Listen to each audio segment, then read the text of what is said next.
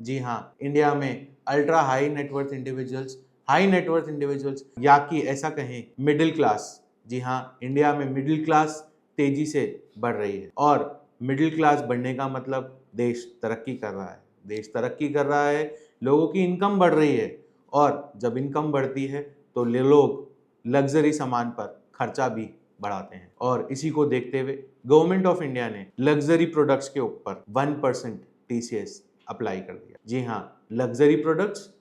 Products की definition भी government ने एक्सपैंड कर दी है और अब लग्जरी प्रोडक्ट्स के अंदर watches, paintings, art piece such as antique paintings and sculptures, collectibles like coins and stamps, yachts, rowing boats and helicopters, sunglasses, handbags and purses, shoes, golf kits and other sports kits, home theater systems, horses used for racing और पोलो, इन सभी चीजों को government ने luxury items या products की definition में डाल दिया है। इसका मतलब अगर आप इफेक्टिव 22 अप्रैल 2025 से इन सभी में से कोई भी सामान खरीदते हैं और उस सामान की कीमत 10 लाख रुपए से ज्यादा है तो आपको 1% टीसीएस उस पर अलग से चुकाना होगा। हालांकि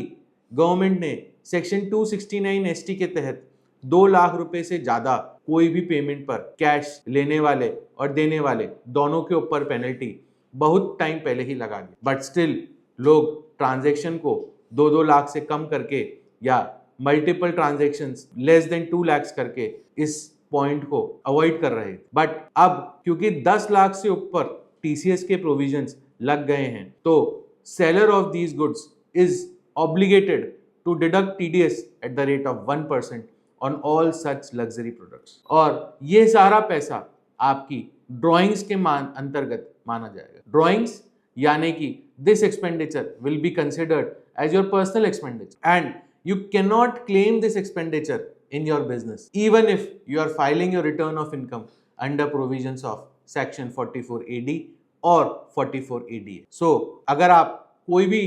नोटिफाइड लग्जरी प्रोडक्ट्स जिसकी लिस्ट मैंने डिस्क्रिप्शन बॉक्स में डाल दी है आप खरीद रहे हैं और 10 लाख रुपए से ज्यादा एक फाइनेंशियल ईयर में आप खरीद रहे हैं तो टीसीएस 1% कटाने के लिए रेडी रहिए और ये भी रेडी रहिए कि ये 1% टीसीएस जो कटेगा आपको रिटर्न में रिफंड तो मिल जाएगा बट आपको इस सारे एक्सपेंडिचर को अपनी ड्राइंग्स का पार्ट मानना पड़ेगा, ना कि आप ऐसे एक्सपेंडिचर को अपना बिजनेस एक्सपेंडिचर मान सकते हैं। So be aware and spend wisely.